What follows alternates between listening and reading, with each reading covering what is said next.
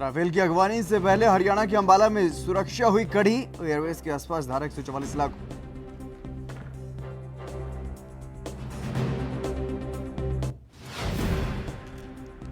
राजस्थान में जारी है सियासी उठापटक। गहलोत 31 जुलाई से ही सत्र बुलाने पर अड़े। राज्यपाल की आपत्तियों के जवाब के साथ तीसरी बार अर्जी भेजी।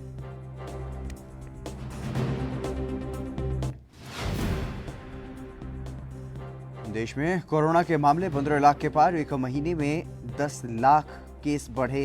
अब हर 10 लाख की आबादी पर हो रहे हैं 12,553 टेस्ट। अभिनेता सुशांत सिंह आत्महत्या केस में नया मोड़। एक्टर के पिता ने रिया चक्रवर्ती के खिलाफ दर्ज करवाई एफआईआर।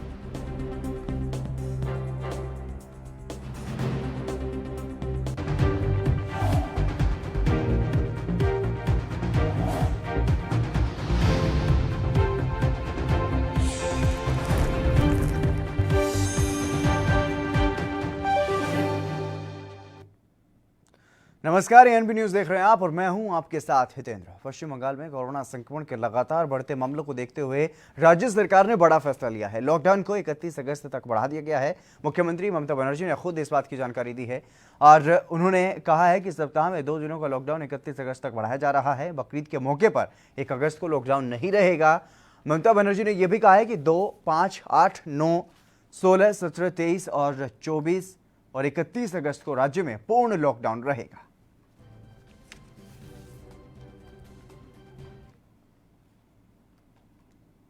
पाकिस्तानी संसद ने अलगाववादी नेता सैयद अली शाह गिलानी को पाकिस्तान का सर्वोच्च नागरिक सम्मान देने का ऐलान किया है, जिस पर बीजेपी नेता रविंद्र रैना का बयान सामने आया है। रविंद्र रैना ने कहा है कि हुर्रियत के नेता पाकिस्तान की कठपुतली हैं और क्या कुछ कहा है उन्होंने वो भी आपको सुनाते हैं। हुर्रियत कॉन्फ्रेंस के नेता पाकिस्तान की कठपुतली हैं, पाकिस्तान के पेड एजेंट हैं हुर्रियत कॉन्फ्रेंस के नेता। और पिछले 30-35 वर्षों से इन हुर्रियत कॉन्फ्रेंस के नेताओं ने जम्मू कश्मीर के अंदर पाकिस्तान के साथ मिलकर खूनी खेल खेला है। पाकिस्तान के इशारों पर नाचने वाले इन हुर्रियत कॉन्फ्रेंस के नेताओं ने पाकिस्तान की सरकार, आईएसआई और पाकिस्तान की सेना से पैसे लेकर, हथियार लेकर कश्मीर को कब्रिस्तान बनाने का काम किया है। हजारों बेगुनाह लोगों की हत्या के कातिल हैं हुर्रियत के नेता। और अली शाह गिलानी को जिस प्रकार पाकिस्तान ने अपना हाईएस्ट सिविल अवार्ड दिया है, यह दिखाता है कि हुर्रियत कॉन्फ्रेंस के नेता पाकिस्तान के इशारों पर नाचते हैं। पाकिस्तान से पैसे लेकर इन्होंने मौत का कारोबार जम्मू कश्मीर के अंदर खोला है। आज हुर्रियत कॉन्फ्रेंस के नेताओं की काली करतूतें जम्मू कश्मीर की जनता के सामने हैं।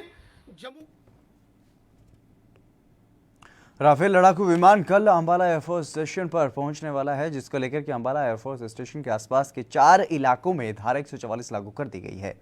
जारी किए गए आदेशों के तहत एयरफोर्स स्टेशन के नजदीक लगते थानों धूलकोट, बलदेव नगर और गरनाला पंजोखरा स्थानों से एयरफोर्स स्टेशन की किसी भी प्रकार की तस्वीर लेने पर प्रतिबंध लगाया गया है। और डीएसपी मुनीश सहगल ने इसकी पुष्टि करते हुए कहा है कि पुलिस पूरे तरीके से अलर्ट रहेगी और नाकेबंदी की जाएगी। लोग उत्साह में फोटोग्राफी ना करें, इसका भी ध्यान रखा जाएगा। उन्होंने कहा है कि ये राष्ट्रीय सुरक्षा से जुड़ा हुआ मसला है, इसलिए एहतियातन ये कदम उठाए गए हैं।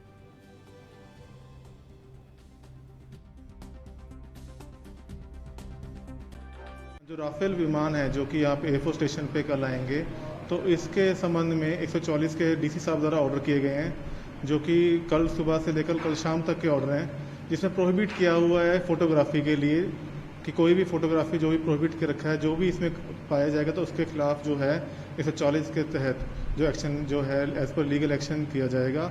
और उसके साथ साथ एसपी अंबाला द्वारा भी जो है इसमें आदेश दिए गए हैं कि यहाँ पे नाकाबंदी करेंगे और यहाँ पे जो फोटोग्राफी जो आसपास के जो गांव हैं, जैसे पंजोखड़ा गांव, गरनाला, धूलकोट, तो यहाँ के गांव में लोगों को उत्साह होता है कि यहाँ पे जब राफेल आ रहे हैं तो कोई कोशिश करेगा फोटोग्राफी करने की, लेकिन क्योंकि नेशनल सिक्योरिटी का सवाल है तो इसमें कोई भी चूक ना हो। तो इसमें सारी ड्यूटीज़ जो हैं, जो आसपास की जो हाई रेंज बिल्डिंग हो गई, जो फ्लाईओवर हो गया और जो कि नाकाबंदी हो जहाँ से कोई भी आदमी या कोई वाहन जो क्रॉस ना हो सके, तो इसी उसके ऊपर जो है दिशा निर्देश दिए हैं, जिसको इन्फोर्समेंट हम लागू करें। बीजेपी विधायक मदन दिलावर ने एक बार फिर से हाईकोर्ट में याचिका दायर की है। आपको बता दें कि कांग्रेस में बीएसपी विधायकों के विलय को लेकर के पहले दिलावर ने स्पीकर के सामने याचिका लगाई थी। इसको लेकर के दिलावर हाईकोर्ट भी पहुंचे थे, लेकिन कोर्ट ने याचिका को सारहीन बताते हुए खारिज कर दिया था और नई याचिका में दिलावर ने स्पीकर के 24 जुलाई के आदेश को कोर्ट में चुनौती दी है।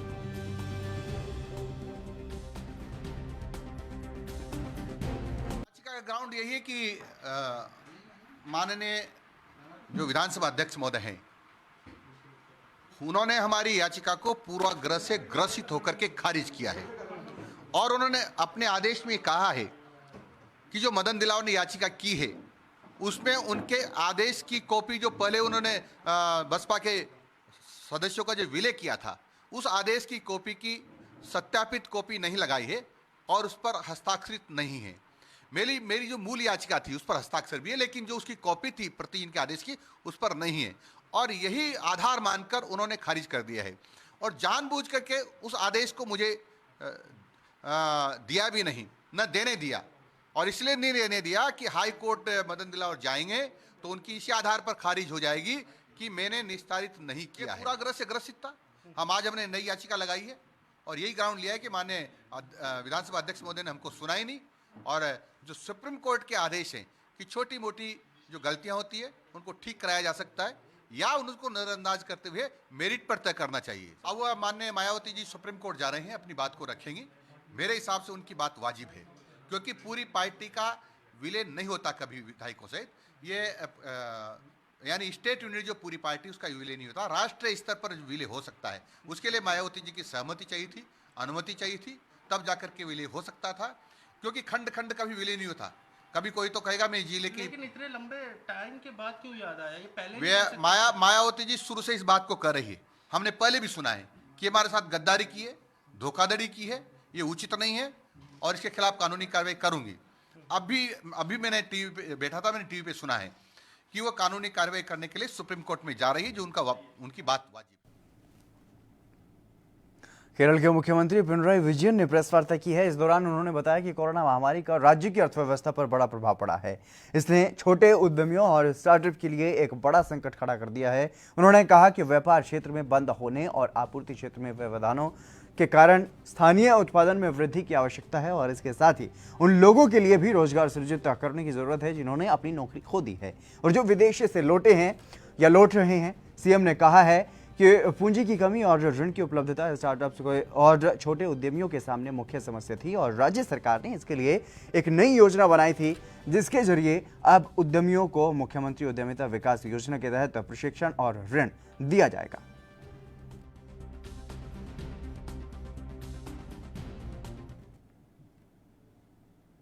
दिल्ली से बीजेपी सांसद गौतम गंभीर ने गाजीपुर लैंडफिल साइट का दौरा किया है और इस दौरान सांसद ने अधिकारियों के साथ साथ आसपास के RWA के पदाधिकारियों से भी बातचीत की है और सीएम केजरीवाल पर निशाना साधते हुए उन्होंने कहा है कि अगर वो दिल्ली की जनता का भला चाहते हैं तो यहाँ पर उन्हें आना चाहिए था और उनको इतना तो पता होना चाहिए कि यहाँ के लोग कैसे जी रहे हैं। जब हम अच्छा काम करते हैं तो ये प्रश्न करते हैं और हमने तो उनके अच्छे काम करने पर कभी प्रश्न नहीं किया।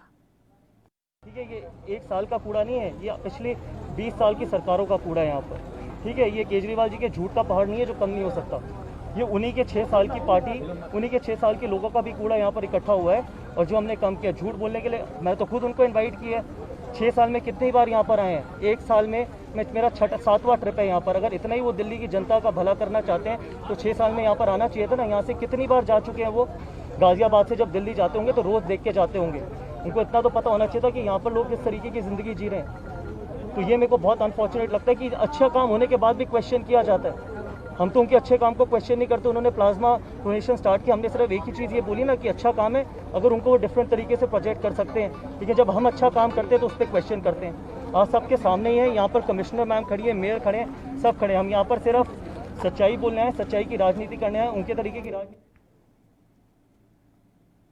ओडिशा में कोविड-19 के 1215 नए मामले सामने आने के बाद कुल संक्रमितों की संख्या राज्य में 28,000 के पार हो गई है। वहीं 7 और मरीजों की मौत के बाद इस खतरनाक वायरस की वजह से कुल 154 लोगों की मौत हो चुकी है और स्वास्थ्य विभाग के एक अधिकारी ने बताया कि राज्य में 1215 नए मामले सामने आने के बाद अब कुल संक्रमितों की संख्या 28,107 है।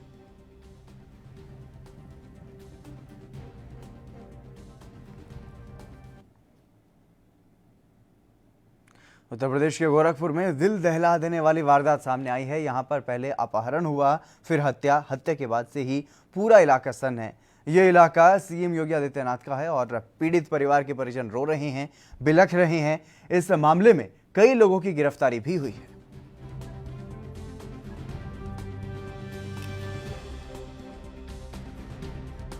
के पीछे इनकी मंशा क्या थी, आखिर इस साजिश को किसने रचा और कैसे इन लोगों के अंदर ये भावना उत्पन्न हुई 1 करोड़ रुपए मांगने की, इसका मुख्य वजह क्या था? जो कि गरीब आदमी पान की दुकान चलाता है। जबकि इस परिवार की ऐसी हाँ, इनके पिताजी क्या करते थे काम? इनके पिताजी अभी एक स्टेशनरी की और पान की दुकान है और यही गौपालन है, 1-2 गायें जो हैं, और अपना जो है कि कुछ है समय निकलने पर कुछ अन्य काम भी कर लेते हैं जिससे परिवार का भरण पोषण हो सके। अभी तक जो पुलिस की कार्रवाई हुई है उससे आप खुश हैं कि नहीं?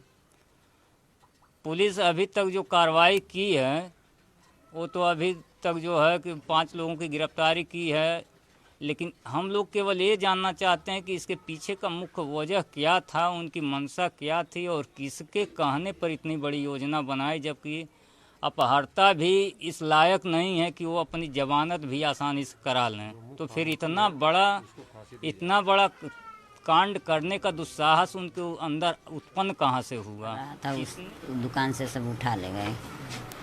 कौन इसमें कोई जानने वाला भी है? हम लोग किसी को जानते नहीं है। अब पुलिस ले गई है तो अब जानकारी हो गई है। कौन है वो लोग? एक कि हमारे गांव का लड़का है और 2 बंगले का है, एक शायद मीरगंज का है, कहाँ का यहाँ है। का उसका क्या नाम है जो यहाँ का है आपके गांव का? वो निखिल बता रहा है। 5 लोग पकड़े हैं, आप क्या चाह रही हैं? हम चाह रहे हैं इसका एकाउंटर या फांसी। फांसी? पुलिस इसमें जल्दी से कार्रवाई की है कि पुलिस लेट की? नहीं किया है, लेकिन जब तक ये हमारा काम नहीं हो जाता तब तक हम कुछ नहीं मानेंगे। हमको एकाउंटर या फांसी चाहिए। जिस तरह से हमारा बच्चा कोई इतना बेदर्दी से मारा गया है। सरकार से आपको आर्थिक सहायता कुछ मिली? हमको नहीं। सचिवालय में नौकरी के नाम पर फर्जीवाड़े का एक और मामला सामने आया है। हजरतगंज पुलिस ने नौकरी दिलाने के नाम पर सैकड़ों बेरोजगार युवकों से करोड़ों रुपए हड़पने वाले गिरोह का पर्दाफाश किया है।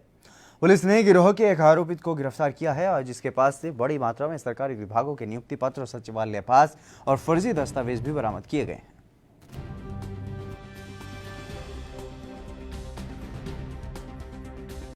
और इन्होंने उस सूचना के आधार पर एक व्यक्ति जिसने कि उनको आने को यहाँ कहा था, उसको तुरंत हिरासत में लिया, जिसके कब्जे से कतिपय विभागों के कूट रचित एवं फर्जी दस्तावेज प्राप्त हुए, जो उस व्यक्ति को एवं इसी तरह के कुछ अन्य व्यक्तियों को सर्विस देने के नाम पर जारी किए गए थे।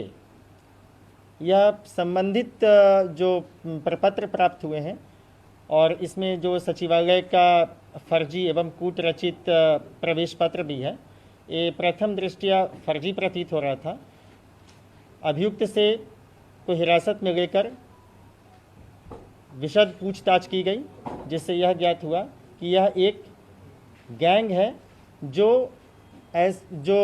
विभिन्न व्यक्तियों को अपने झांसे में लेकर इस तरह की नियुक्ति पत्र देने का उनको प्रलोभन देता है। मैंने बताया कि ये फर्जी इनके पास से प्रवेश पत्र प्राप्त हुआ है। इस संबंध में भी पूछताछ की जा रही है और किस प्रकार से इसने ऐसा फर्जी प्रवेश पत्र बनाया, इसके संबंध में भी जांच प्रचलित है। कितने लोगों को नौकरी पर रखने की बात कही? अभी तो कई लोगों का आया है। आप ये देख रहे हैं कि ये सामने आपके पास विभिन्न विभागों के आपके पास नियुक्ति पत्र हैं। इस तरह से और भी जो गैंग के अन्य सदस्य हैं उसके पास भी क्या किस तरह की प्रपत्र हैं या क्या उन्होंने कैसे किया है इसको, अभी इसमें एक चेन है। हम इस चेन को ब्रेक करेंगे और सीपी सर के निर्देशन में इस कार्य को पूर्ण तत्परता के साथ किया गया और एक गैंग वर्कआउट हुआ है।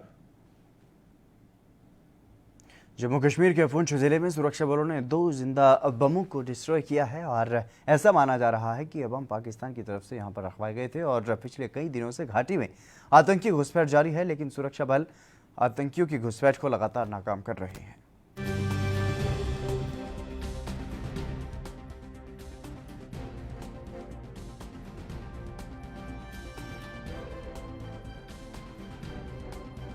ये जो है बम जो डिफ्यूज़ हुए ये पाकिस्तान की तरफ से आए थे और हम इंडियन आर्मी के शुक्रगुजार हैं कि उन्होंने ये जो बम जो है सारी डिफ्यूज़ किए, जिससे जो है एक बहुत बड़ा हादसा होने से टल गया।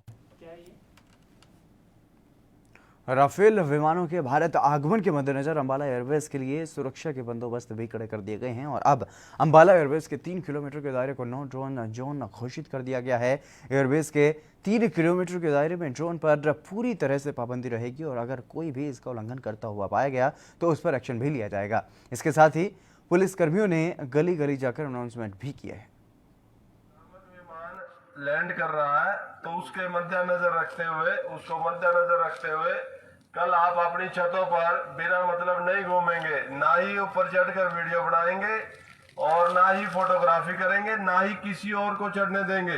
यदि ऐसा करता कोई पाया गया, नियमों की उल्लंघना करता पाया गया तो उसके खिलाफ तुरंत FIR दर्ज की जाएगी और उसको तुरंत अरेस्ट करके थाने में ले जाया जाएगा। इसलिए आपको एडवांस में बता रहे हैं कि ताकि आप ये ना कहें कि हमारे को नहीं पता था। कल ये प्रोग्राम 10 से शाम के 5 बजे तक है और ये सुरक्षा का मुद्दा है, इसलिए संवेदनशील मुद्दा है। इसलिए इन बातों को मद्देनजर रखते हुए आप इन बातों पर गौर करेंगे और कल छतों पर नहीं चढ़ेंगे बिल्कुल भी अपनी। राफेल विमानों की पहली खेप भारत पहुंचने वाली है। इसको लेकर के भारत के लोगों में खासा उत्साह है और जम्मू में डोगरा फ्रंट के कार्यकर्ताओं ने ढोल नगाड़े बजा करके खुशी जाहिर की है। डोगरा फ्रंट के अध्यक्ष अशोक गुप्ता ने कहा है कि सभी को इस जश्न में शामिल होना चाहिए, राजनीति नहीं करनी चाहिए।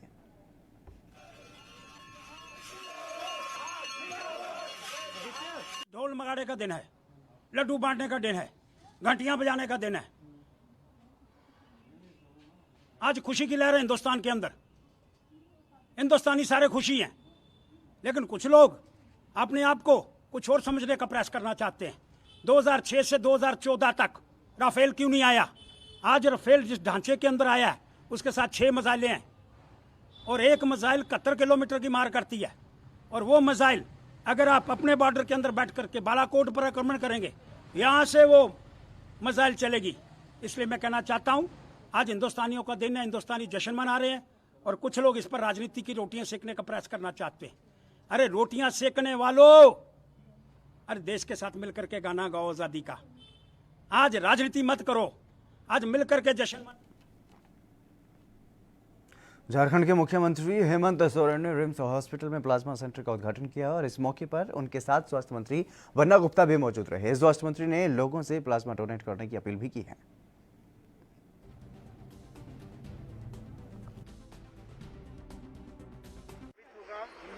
और हम लोग माननीय मुख्यमंत्री के दिशा निर्देश पर पूरे राज्य में कैसे प्लाज्मा डोनर को हम अपनी तरफ आकर्षित करें और प्लाज्मा डोनर्स को हम पूरे राज्य में आग्रह कर रहे हैं, आमंत्रित कर रहे हैं। हिमाचल के मुख्यमंत्री जयराम ठाकुर ने आज नाहन विधानसभा क्षेत्र को करोड़ों रुपए की सौगात दी है। मुख्यमंत्री ने ऑनलाइन करीब 142 करोड़ रुपए की योजनाओं के उद्घाटन और शिलान्यास किए। कार्यक्रम में सांसद और बीजेपी के प्रदेश अध्यक्ष सुरेश कश्यप, नाहन से बीजेपी विधायक डॉक्टर राजीव बिंदल समेत बीजेपी के कई नेता और अधिकारी मौजूद रहे। मुख्यमंत्री ने मुख्य रूप से यहां पर 52 करोड़ रुपए की लागत से बनी गिरी उठाओ पेयजल योजना का उद्घाटन किया।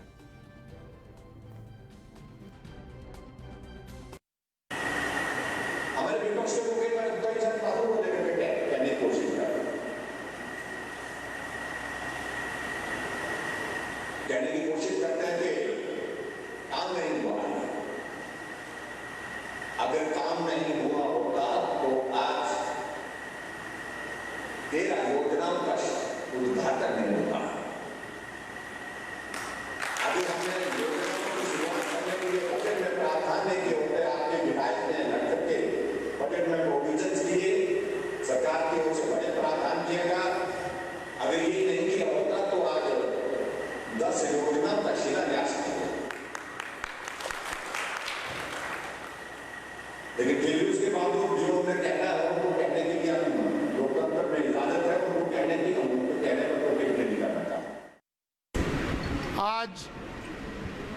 नाहन विधानसभा क्षेत्र के हजारों भाई बहनों के लिए स्वर्णिम अवसर है। 142 करोड़ रुपए से अधिक के विकास कार्यों का उद्घाटन एवं शिलान्यास माननीय मुख्यमंत्री श्री जयराम ठाकुर जी के कर कमलों से माननीय सांसद एवं प्रदेश अध्यक्ष भारतीय जनता पार्टी सुरेश कश्यप जी की, माननीय बलदेव भंडारी जी, विनय जी हमारी उपस्थिति के अंदर संपन्न हुआ। हम इलाके की जनता को बधाई देते। एक बात हम जरूर स्मरण कराना चाहते हैं, वर्षों तक यहाँ पर कांग्रेस पार्टी का राज रहा। विभिन्न प्रकार से माननीय विधायकों ने यहाँ का प्रतिनिधित्व किया।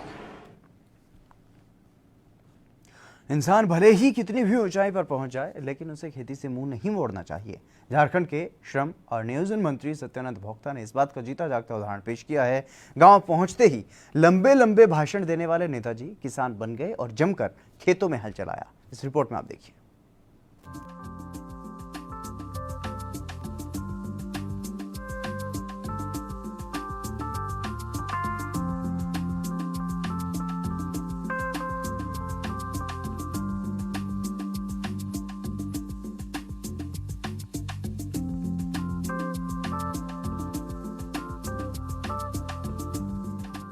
भारत को सोने की चिड़िया के नाम से जाना जाता है। हिंदुस्तान को सोने की चिड़िया यूं ही नहीं कहते। ये नाम भारत की उपजाऊ भूमि और किसान की मेहनत का नतीजा है। भारत की लगभग 70% आबादी कृषि पर निर्भर है। समय के साथ साथ कृषि के क्षेत्र में नई तकनीकों का विकास हुआ, जिससे उपज बढ़ी, लेकिन आज भी बहुत से किसान ऐसे हैं जो पारंपरिक तरीके से खेती करते हैं। पहले की तरह बैलों से खेतों को जोतना, सब गांव वालों के साथ खेत में बुवाई करना और साथ ही हंसी ठिठोली करना। कुछ ऐसे ही हैं झारखंड के मंत्री सत्यानंद भोक्ता। सुनने में थोड़ा अजीब लगा होगा। अजीब लगना लाजमी है, क्योंकि एक मंत्री की छवि हमारे मन में एक किसान की नहीं, बल्कि बड़े घरों की बड़ी गाड़ियों में बैठने वाले व्यक्ति के रूप में है। लेकिन झारखंड के श्रम एवं नियोजन मंत्री सत्यानंद भोक्ता का अंदाज कुछ अलग है। सत्यानंद भोक्ता हर साल की तरह इस साल भी अपने पैतृक जिले चतरा पहुंचे, जहां पर अपने गांव कारी में खेतों में बुवाई की। मंत्री ने गांव वालों के साथ मिलकर अपने खेतों में पारंपरिक तरीके से पहले खेतों की जुताई की, उसके बाद धान की बुवाई की। इस दौरान मंत्री सत्यानंद भोक्ता ने कहा कि हम किसान के बेटे हैं और हर साल खेती करने यहाँ आते हैं।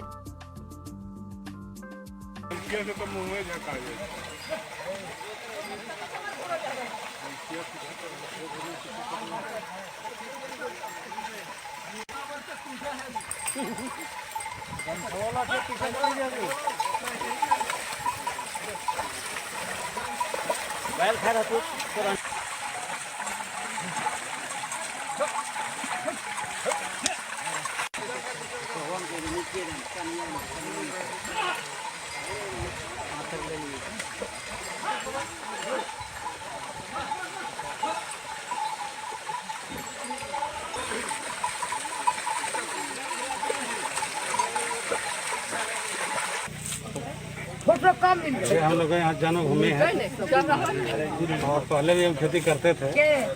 किसान का बेटा है और अपना खेत में हर जोता, यानी कि दूसरा के खेत में हर जोता दिखाने के लिए, और प्रत्येक साल हम यहाँ आते हैं। अपने से एक सप्ताह धान रोपने के कार्य कभी कम करते हैं। खेती करने से धन और धान ही नहीं मिलता, बल्कि लोगों का साथ भी मिलता है। किसान एक साथ खेतों में काम करता है, हंसी ठिठोली करता है, गुनगुनाता भी है। वो माहौल ही कुछ और होता है। मंत्री का कहना है कि हर साल वो अपने गांव पहुंचते हैं और धान की बुवाई करते हैं। सभी गांव वालों के साथ मिलकर खेतों में काम करना उन्हें अच्छा लगता है। अपने से एक सप्ताह धान रोपने के कार्य कभी कम करते हैं और अपने खेती बाड़ी देखते हैं कि अच्छा से हो रहा है नहीं हो रहा है। ये हर सबके भांति इस बार से हम आए हैं और पूरे गाँव के लोग हैं, एक साथ में मिलकर धान रोपते हैं, मरी कबारते हैं, हर जोतते हैं। बहुत अच्छा लगता है और यही जीवन का एक आनंद है। देश इन दिनों कोरोना वायरस नाम की भयानक महामारी से जूझ रहा है। इस वजह से बहुत से लोगों को नौकरी और रोजगार से हाथ धोना पड़ा। गांव की अहमियत तो तभी समझ आ गई जब लॉकडाउन लगाया गया। लोग शहरों से अपने गांव लौटने लगे और खेतों में काम करने लगे। झारखंड के मंत्री सत्यानंद भोक्ता ने जनता को उदाहरण पेश करते हुए किसान का अवतार सबके सामने रखा ताकि लोग कृषि के प्रति जागरूक हों। मंत्री ने कहा कि इस समय में अपने घर पर रहें और अपने कामों में व्यस्त रहें। किसान और मजदूर, ये मजदूर मंत्री हैं, दोनों को यही संदेश देना चाहता हूँ कि पूरा देश 80% किसान है और उनके पर पूरा देश निर्भर है कि आत्मनिर्भर कैसे होगा, किसानों को सुख सुविधा कैसे मिलेगा। अगर किसान नहीं रहेगा तो जितने हम लोग जनसंख्या है तो उसका लालन पालन नहीं हो सकता है, और जितने हमारे मजदूर हैं सब मजदूरों को रोजगार नहीं मिलेगा तो दूसरे प्रदेश में ज़्यादा भटकना पड़ता है। और घर में रहें, सुरक्षित रहें और अपने गांव में प्रकृति की तरह जो पहले से हम लोग पूर्वजों तरह से मकई लगाना, मड़ुआ रोपना, धान रोपना, महुआ चुनना, डोरी चुनना और जो हम लोग काम करते रहें वो करते रहेंगे तो हमको लगता है कि जितना कोरोना वायरस महानगरों में है, शहरों में है, ग्रामीण क्षेत्र में बहुत लोग कोरोना वायरस का हाल नहीं जानते हैं कि कोरोना वायरस क्या है। गांव में लोग भली भांति लोग काम करते हैं जो उनका दिनचर्या है, गाय खोलना, भैंस खोलना, बकरी खोलना, सूअर चराना, खेती करना। तो यहाँ लोगों को पता भी नहीं कि कोरोना वायरस क्या होता है। हमें यही का संदेश देना है कि सभी लोग स्वस्थ रहिए, घर में रहिए, सुरक्षित रहिए और अपने काम घर के काम में व्यस्त रहिए।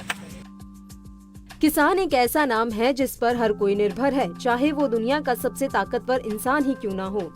अगर कृषि क्षेत्र पर सही से काम हो, भारत दुनिया का सबसे ताकतवर देश बन सकता है।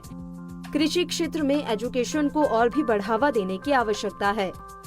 भारत सरकार ने किसानों के लिए कई योजनाएं चलाई हैं ताकि कृषि को बढ़ावा मिले, लेकिन अब भी इस पर और काम करने की जरूरत है। ANB न्यूज के लिए स्पेशल डेस्क की report.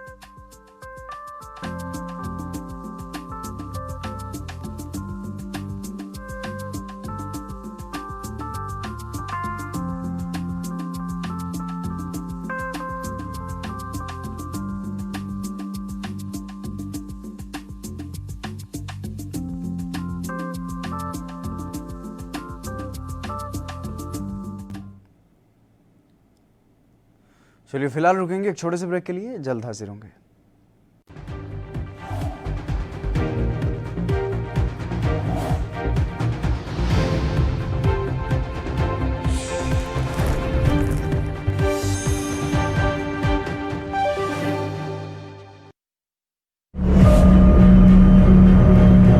Declaring a public health emergency of international concern over the global outbreak of novel coronavirus. Bharat की कोरोना वायरस से जंग। आपको चाहिए पूरी जानकारी के लिए भरोसेमंद जरिया।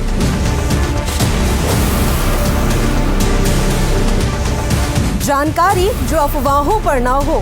24 घंटे 7 दिन लगातार सिर्फ ANB न्यूज पर।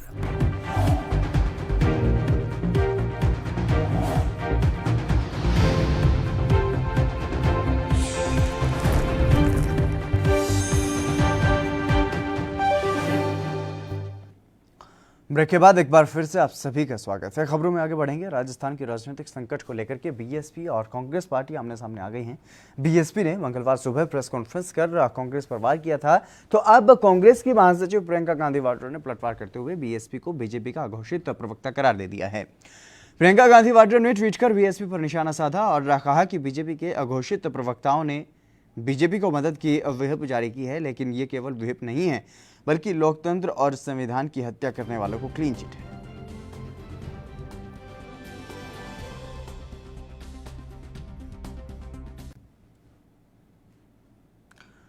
पश्चिम बंगाल में लगातार हो रही भारी बारिश की वजह से 24 घंटे के दौरान विभिन्न जिलों में 11 लोगों की मौत आकाशीय बिजली और रबाड़ की चपेट में आने से हो गई, जबकि 4 अन्य लोग घायल भी बताए जा रहे हैं। सारी घटना बांकुड़ा, पूर्व वर्धमान और हावड़ा जिले में घटी है। और सचिवालय से मंगलवार सुबह मिली जानकारी के अनुसार पूर्व बर्धमान में 5 लोगों की मौत हुई है, जबकि बांकुड़ा में भी 5 लोगों ने ही दम तोड़ा है और हावड़ा में 1 व्यक्ति की जान गई है। बांकुड़ा में एक महिला समेत 2 लोगों की मौत औंढा थाना क्षेत्र में इलाके में हुई है, और जबकि बांकुड़ा सदर थाना इलाके में वज्रपात की चपेट में आने से एक व्यक्ति की मौत हुई है। खंडघोष थाना क्षेत्र में भी आकाशीय बिजली की चपेट में आने से एक महिला की मौत हो गई है। और हावड़ा जिले में बागनान इलाके में 50 वर्षीय शख्स की मौत आकाशीय बिजली की चपेट में आने से हुई है। और मौसम विभाग ने आशंका व्यक्त की है कि बुधवार तक लगातार बारिश होगी, इसलिए लोग बिना वजह घरों से बाहर न निकलें।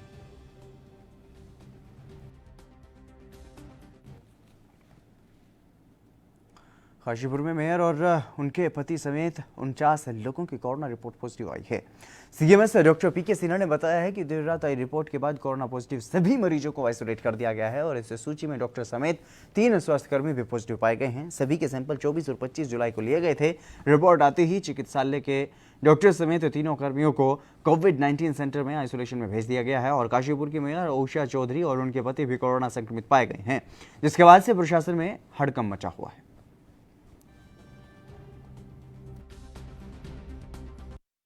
शहर के विभिन्न जगहों से कांटेक्ट ट्रेसिंग हमने करी। कांटेक्ट ट्रेसिंग में एक बर्तलवाड़ा नगर निगम के पास उसकी दुकान है, उसमें 29 लोगों की कांटेक्ट ट्रेसिंग थी, जिसमें कि 15 लोग पॉजिटिव आए हैं। और बाकी फ्लू ओपीडी से 7-8 केसेज हैं जो कि सर्दी खांसी जुकाम से थे।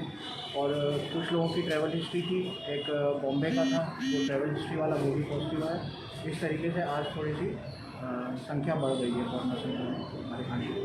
बात करें तो कितने आए सर टोटल? 49 केसेस पॉजिटिव आए, लेकिन ये 2 दिन की रिपोर्ट्स हैं, 24 और 25। सर मेयर काशीपुर नगर निगम की काशीपुर की मेयर मैडम भी कोरोना संक्रमित पाई गई और उनके पतिदेव। सर कहाँ भेजा गया है सभी? उनको फिलहाल कोविड केयर सेंटर में काशीपुर में होटल। आज पिछले 2 दिनों के सैंपल रिजल्ट आए हैं, उसमें 49 केसेस हमारे यहाँ पर पॉजिटिव आए हैं। ज़्यादातर केसेस फ्लू क्लिनिक के हैं, कुछ केसेस पिछले क्लोज कॉन्टैक्ट से भी हैं। जिससे मतलब बैठक की गई पुलिस प्रशासन के साथ और स्वास्थ्य विभाग के साथ। मैं यह निर्णय किया गया कि जहाँ जहाँ पर केसेज हैं उनकी इंटेंस कॉन्टैक्ट ट्रेसिंग की जाए और उनको क्षेत्रों में कंटेनमेंट जोन बनाया जाए। सर लगभग कितने कंटेनमेंट जोन और बनाए जा रहे हैं? लगभग 9 कंटेनमेंट जोन बनाने के बारे में विचार किया जा रहा है और अभी ग्राउंड से मार्किंग की जा रही है। सर क्योंकि पूरे शहर में ही जगह जगह से कोरोना पॉजिटिव आए हैं, तो क्या लॉकडाउन की स्थिति भी?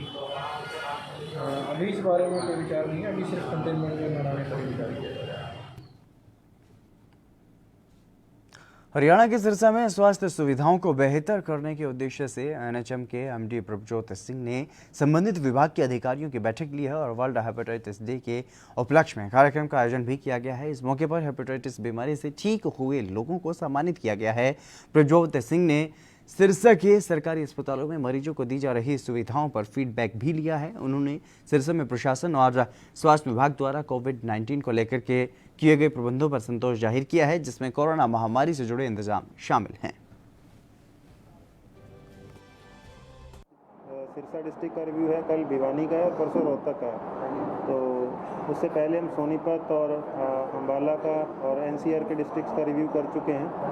तो धीरे धीरे हम पूरा हरियाणा कवर करने की कोशिश कर रहे हैं। ये देखने की कोशिश की जा रही है कि जो हमारे बेसिक प्रोग्राम हैं, जो डिलीवरीज़ हैं, इंस्टीट्यूशनल डिलीवरीज़ या बच्चों की जो इम्यूनाइजेशन है या जो हमारे एम्बुलेंस सर्विसेज हैं, कोविड के कारण प्रभावित ना हो, अगर हुई हैं तो अब इनको कैसे दोबारा स्ट्रीमलाइन करना है, इस बारे में रिव्यू किया जा रहा है। देखिए, टेस्टिंग के लिए RT-PCR की लैब बहुत जल्दी सिरसा में बनने जा रही है।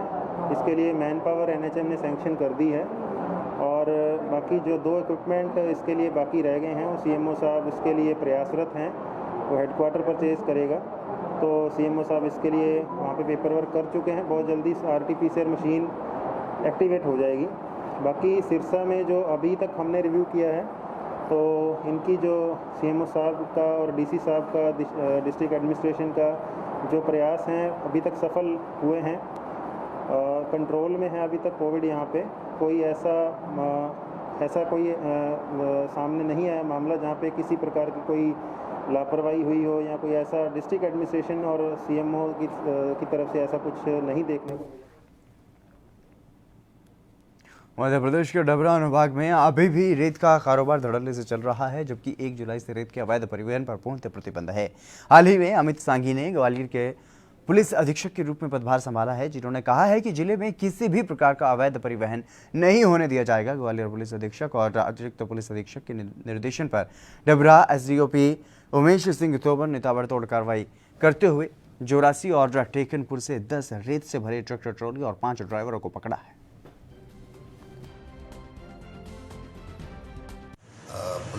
पुलिस महानिरीक्षक महोदय द्वारा कल मीटिंग में और डीआईजी साहब द्वारा और वहाँ पुलिस अधीक्षक महोदय द्वारा लीगल रेत के परिवहन व उत्खनन पर कार्रवाई की निर्देश प्राप्त हुए थे। इस पर से टीम गठित करके रात में कार्रवाई की गई, जिसमें 10 ट्रैक्टर में ट्रॉली रेत से भरे हुए जब्त किए गए हैं। प्रकरण पंजीबद्ध कर अनुसंधान में किए गए। ड्राइवर भी पकड़े हैं? हाँ, इसमें से 5 ट्रैक्टरों के ड्राइवर से उनकी गिरफ्तारी हुई है। 5 ट्रैक्टर के ड्राइवर पुलिस को देखकर उनके अंधेरा भी था, ट्रैक्टर छोड़कर भाग गए हैं। उनके ट्रैक्टर के नंबर, इंजन चेसिस नंबर से उनकी अनुसंधान में पकड़े गए। राजस्थान के चित्तौड़गढ़ में जिला मुख्यालय पर आखिरकार लंबे इंतजार के बाद कोरोना जांच प्रयोगशाला का शुभारंभ हो गया है और कोरोना महामारी में जनता काफ़ी लंबे समय से ऐसा पहल के इंतजार में थी। प्रयोगशाला का शुभारंभ मंत्रोच्चारण के साथ किया गया। अब चित्तौड़गढ़ जिले की कोरोना के सैंपल की जांच स्थानीय स्तर पर ही हो सकेगी। खबरों की माने तो इस प्रयोगशाला को बनाने में और पुराने भवन को ठीक करने में करीब 1.5 करोड़ का खर्च आया है।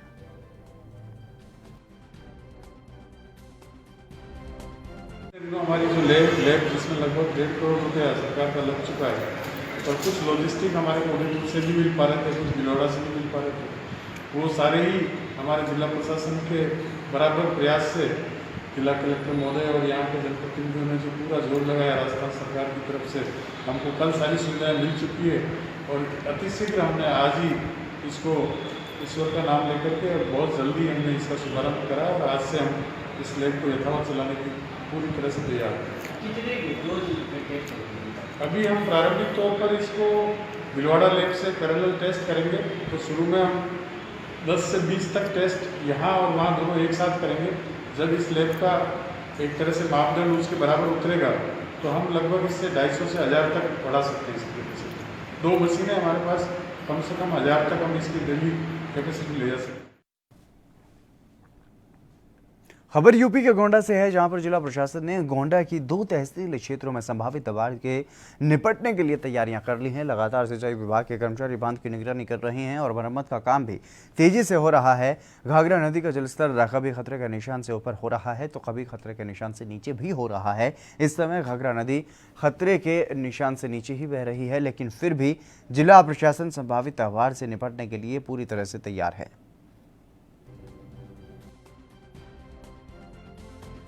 गोंडा में सरजू नदी से हमारे तरफगंज और कर्नलगंज तहसील में बाढ़ से प्रभावित होती हैं।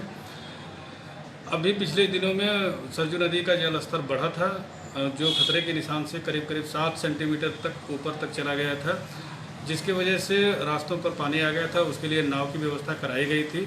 विगत 2 दिनों से पानी धीरे धीरे कम होता गया और इस समय करीब 30 सेंटीमीटर के लेवल पर है। तो इस समय बाढ़ की कोई अभी स्थिति नहीं है। हमारी जो 23 बाढ़ चौकियां हैं वो सभी एक्टिवेट हैं। बाढ़ खंड के कर्मचारियों को उनको निर्देशित कर दिया गया है, वो लगातार नज़र बनाए हुए हैं। हमारे तहसील लेवल के जितने भी राजस्व कर्मी हैं वो फील्ड में लगातार लगे हुए हैं। सीबीओ के स्तर से जो टीकाकरण की कार्रवाई है वो लगातार चल रही है। मेडिकल विभाग द्वारा क्लोरीन की गोलियाँ वहाँ पर बंटवा दी गई हैं। संभावित बाढ़ की दृष्टि से हमारा प्रशासन पूरी तरह से काशीपुर में विश्व हिंदू परिषद के जिलाध्यक्ष और जिला मंत्री के नेतृत्व में अयोध्या में बनने वाले राम मंदिर के लिए मिट्टी रवाना की गई और विभिन्न हिंदूवादी संगठनों ने आगामी 5 अगस्त को अयोध्या में होने वाले राम मंदिर पूजन के लिए शहर के 3 धार्मिक स्थलों की मिट्टी लेकर उसे डाक से अयोध्या के लिए रवाना किया। इस दौरान धर्म यात्रा महासंघ, विश्व हिंदू परिषद और बजरंग दल के पदाधिकारियों और कार्यकर्ताओं ने सोशल डिस्टेंसिंग का पालन भी किया।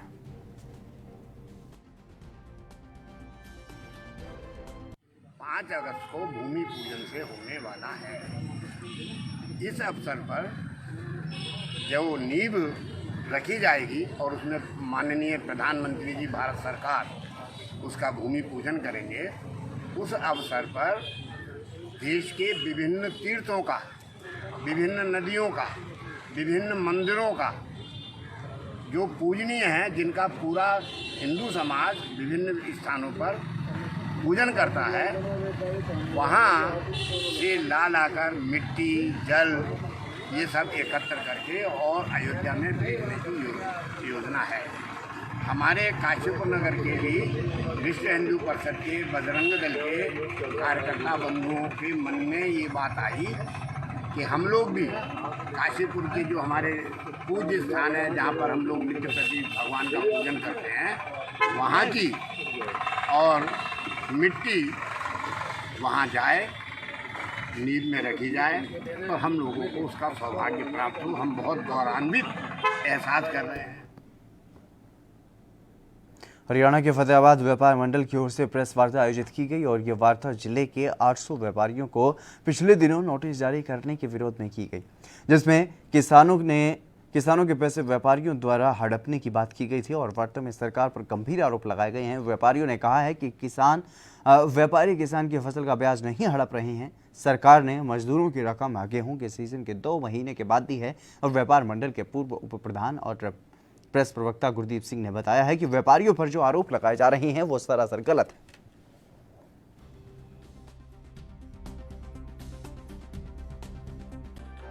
साक्षर करवाकर अपनी रकम काटेंगे। हमारे जो किसान भाई हैं वो गेहूं के सीजन में जब गेहूं संभाल लेते हैं, तुड़वा कर चले जाते हैं और नई बिजाई और साथ में तूड़ी वगैरह को संभालने में व्यस्त हो जाते हैं और लगभग 15-20 दिन वो किसान जो है वो मंडी में नहीं आ पाते। अब जब तक हम उनके कंसेंट फॉर्म पर साइन नहीं करवाएंगे, उनका हिसाब किताब नहीं करेंगे, तो हम ई पोर्टल माध्यम से उसका भुगतान कैसे कर पाते? यह सरकार हमें बताए, इस चीज का जवाब दे। इसके साथ किसी भी आरटी ने कोई किसी किसान की रकम नहीं हड़पी, बल्कि किसानों को जो नुकसान हुआ है उसकी जिम्मेवारी सरकार की नीतियों की है, अफसरों की नीतियों की है, विभाग की नीतियों की है। अब अगर रकम की बात की जाए तो हमने इस मजदूर पसीना सूखने से पहले ये हमारी प्रथा है कि उसको पैसा, उसकी मजदूरी का पैसा दिया जाए। हमने मजदूरों को अपने पल्ले से पैसा दिया। आज 2 महीने बाद सरकार ने करोड़ों रुपए का मजदूरी का भुगतान अब किया है, उसका ब्याज लेने के हम हकदार हैं। और आज तक हमें जो हमारी दामी जो कमीशन जो भुगतान बनता है हमारा, सारे हरियाणा में अरबों रुपए का भुगतान बनता है, उसका ब्याज लेने के हम हकदार हैं। हमें सरकार ब्याज दे बजाय हमारे मांगने के, या हमें बताए, हमारे साथ बात करे, बड़े बड़े अफसर हमसे बात करें, हम अपनी बात रखने के लिए तैयार हैं। हम कहीं भी इस तरीके से बेईमान या चोर निकले तो हमें ये साबित करें या खुद अपने आप को चोर और बेईमान घोषित करें। तो ये सब जो बातें हैं, हम ब्याज लेने के इनसे हम मांग करते हैं कि हमारी मजदूरी और हमारा जो दामी आज तक बनती है उसका ब्याज समेत भुगतान। यूपी के मंथुरा के थाना हाईवे इलाके में 5 महीने पहले बाजना पुल के पास एक अज्ञात व्यक्ति का शव बरामद किया गया था और अब पुलिस ने इस मामले का खुलासा करते हुए मृतक की पत्नी और उसके प्रेमी को गिरफ्तार कर लिया है। हत्या की साजिश पत्नी ने अपने प्रेमी के साथ मिलकर रची थी और अपराधियों को विधिवत कार्रवाई कर जेल भेजने की तैयारी की जा रही है।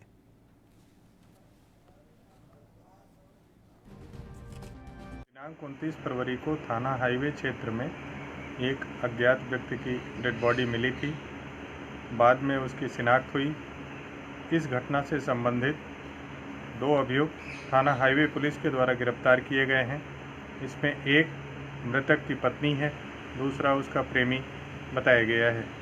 इस प्रकार से 29 फरवरी से फरार चल रहे इन अभियुक्तों की थाना हाईवे पुलिस द्वारा गिरफ्तारी सुनिश्चित की गई है।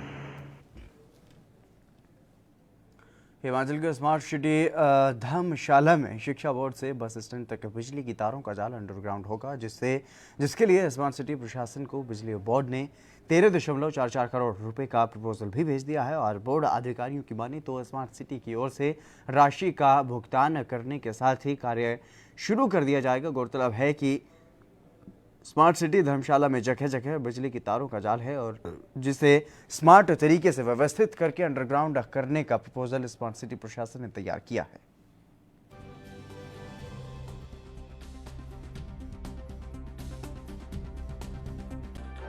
स्मार्ट सिटी के रिगार्डिंग, अंडरग्राउंड केबलिंग के रिगार्डिंग स्मार्ट सिटी के ऑफिस से जो हमें मिला था प्रपोजल, वो है एजुकेशन बोर्ड से लेके आपका बस स्टैंड तक का।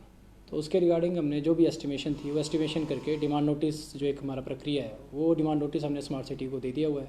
और जैसे ही हमें उसकी रिसिप्ट मिलती है अमाउंट की, तो उसके अकॉर्डिंग उसका कार्य शुरू कर दिया जाएगा।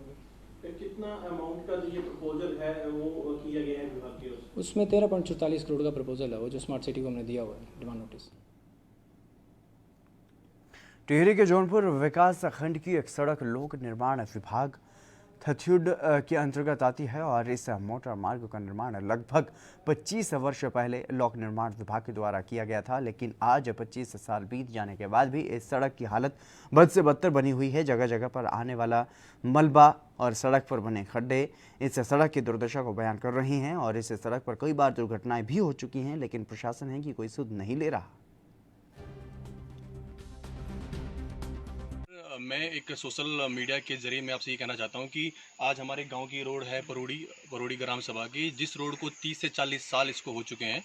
और इससे पहले मुख्यमंत्री जी थे हमारे हरीश रावत जी, जिन्होंने एक घोषणा करी थी यहाँ पे कि ये रोड डामरीकरण और पक्कीकरण का उन्होंने घोषणा करी थी, जो कि जिसमें कोई कार्रवाई नहीं करी गई प्रशासन शासन की। और ये रोड जो आती है हमारे PWD के अंतर्गत ये रोड आती है। तो मेरा निवेदन है सरकार से कि प्रशासन शासन से कि इस रोड में जल्दी से जल्दी कार्रवाई करें। आप देख सकते हो कि इस रोड में इतने गड्ढे हैं और ऊपर से पहाड़ भी गिर रहे हैं। कई बार एक्सीडेंट हो चुका है, बाइक से कार से कई बार एक्सीडेंट हो चुका है। अभी हमारे यहाँ पे हॉस्पिटल भी नहीं है और कभी भी कोई पेशेंट होता है तो उसके लिए हमें गाड़ी वालों को बुलाना पड़ता है और गाड़ी वाला यहाँ पे नहीं आता है। इसलिए नहीं आता क्योंकि गाड़ी यहाँ पे रोड में इतने गड्ढे हैं, इतनी सारी मिट्टियाँ पड़ी हुई है और ऊपर से पहाड़ भी गिर रहे हैं, तो कोई भी गाड़ी वाला आने के लिए यहाँ पे तैयार नहीं है। धन्यवाद। विश्व हेपेटाइटिस दिवस के उपलक्ष्य में जिला जींद मुख्यालय में नागरिक अस्पताल परिसर में एक कार्यक्रम का आयोजन किया गया और जिसमें मुख्य अतिथि के तौर पर civil surgeon doctor Ramanjeet Singh ने शिरकत की और विशेषज्ञ चिकित्सकों ने आम जनमानस को हेपेटाइटिस के बारे में विस्तार से जानकारी दी। और उप सिविल सर्जन डॉक्टर राजेश अभोला ने बताया कि आज के कार्यक्रम का मुख्य उद्देश्य ये था कि आम जनता को हेपेटाइटिस के बारे में सचेत किया जा सके।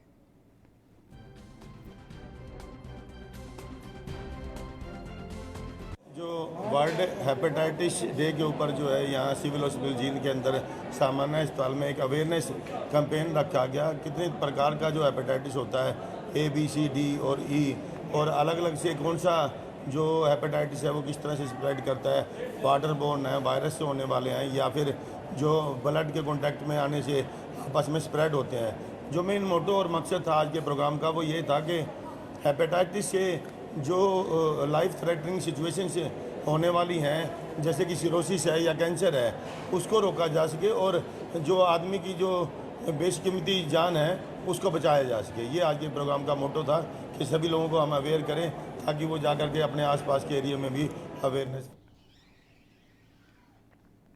बिहार में बाढ़ का कहर गहराता जा रहा है। गंडक के साथ बागमती, महानंदा और कोसी भी उफान पर है। जगह जगह बांधों का टूटना जारी है और इस बीच दरभंगा के कुशेश्वर स्थान थाने में बाढ़ का पानी घुस गया है और हाल ये है कि पानी में सांप घूम रहे हैं और पुलिस के पास पेट्रोलिंग पर जाने के लिए नाव तक नहीं है। उधर गोपालगंज में नेशनल हाईवे और स्टेट हाईवे पर बाढ़ का पानी आने से गोरखपुर से आने वाले वाहनों के रूट को बदल करके आगे भेजा जा रहा है। और वहीं JDU MLA शशि भूषण हजारी का ये कहना है कि सरकार लोगों को ज़रूरी सामान पहुंचा रही है और थाना 60 साल पुराना है। निचली जगह पर होने के कारण थाने में इस बार पानी भर गया है और वहीं बाजार में पानी नहीं है। थाने को ऊंची जगह पर बनाने का काम भी किया जा रहा है। रोड में गाड़ी से, देहात में जाएंगे तो नाव से। नाव सरकार दे रखी है? तो अभी तक कुछ उपलब्ध नहीं, अपना पैसा देकर जाते हैं। अपना पैसा दिए, बड़ा बाबू पैसा दिए, जो भी अपने पॉकेट से, अपने पॉकेट से देना है। अभी तो आप लोग मतलब यहाँ बैठते कैसे, देख रहे हैं पेड़ के नीचे? देखिए यही पेड़ के नीचे बैठे हुए हैं। लोग अपने सीनियर से बात नहीं की कि भाई ये इस हालात में कैसे लोग काम करेंगे? आपके पास संसाधन ही नहीं रहेगा तो कहबे न करेंगे। पुलिस विभाग में फंड कहाँ है? ये तो फंड DM साहब का है, DM साहब दें। बिहार का कमान संभाले उस समय से इस बाढ़ इलाके में भी काफ़ी विकास हुआ है। एक से एक रोड, सड़कों का, पुल पुलिया का निर्माण हुआ है। यहाँ प्रत्येक परिवार में एक नाव का होना आवश्यक समझा जाता था। लेकिन बिहार में खास करके इस कुशेश्वर स्थान बाढ़ के इलाके में इसके चहुमुखी विकास होने के कारण लोगों में बाढ़ का पानी का आना कम हो गया था, इसलिए लोग नाव रखना मैक्सिमम लोग छोड़ दिए थे। ये इस बार अधिक पानी आ गया। इसका खास कारण है कि नेपाल के तराई में जो अधिक बारिश हुई है, तो चूंकि नेपाल हम लोगों के बगल में ही इधर जो है सो नज़दीक पड़ता है, इसीलिए जो भी अगर नेपाल में अधिकतर पानी होती है तो बिहार के खास करके इस कुशेश्वर इलाके में राजस्थान के झालावाड़ जिले की प्रसिद्ध धार्मिक नगरी कामखेड़ा बालाजी धाम और शनि धाम पर मध्य प्रदेश सहित झालावाड़ जिले के विभिन्न क्षेत्रों के लोग बड़ी संख्या में दर्शन करने के लिए पहुंचे। और वहीं सरकार द्वारा लगाए गए लॉकडाउन से लेकर के अनलॉक तक मंदिर बंद होने के बाद भी श्रद्धालु दर्शन करने के लिए पहुंच रहे हैं और कस्बे के बाजारों में दुकानें खुली हुई हैं।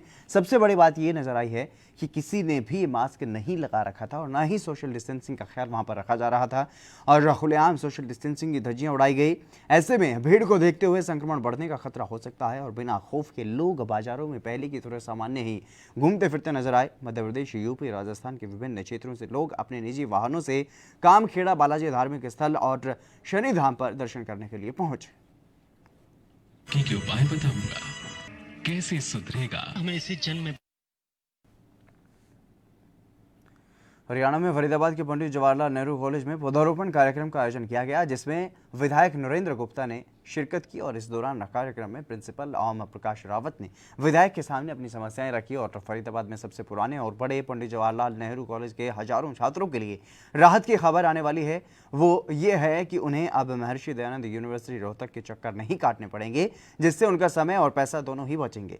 हाल ही में बनाई गई गुरुग्राम यूनिवर्सिटी का नेहरू कॉलेज हिस्सा बनेगा और इस दौरान विधायक ने आश्वासन दिया है कि जल्द ही गुरुग्राम यूनिवर्सिटी का पार्ट बनाने के लिए सीएम मनोहर लाल खट्टर से बातचीत की जाएगी और छात्रों को इस समस्या से निजात दिलाई जाएगी। और वहीं पौधारोपण को लेकर के विधायक नरेंद्र गुप्ता ने कहा कि यहाँ पर पिछले सालों से जो पौधे लगाए गए हैं उनका ठीक तरीके से देखरेख किया गया है और आज जो पौधे लगाए गए हैं उम्मीद है कि उनकी भी देखरेख की जाएगी।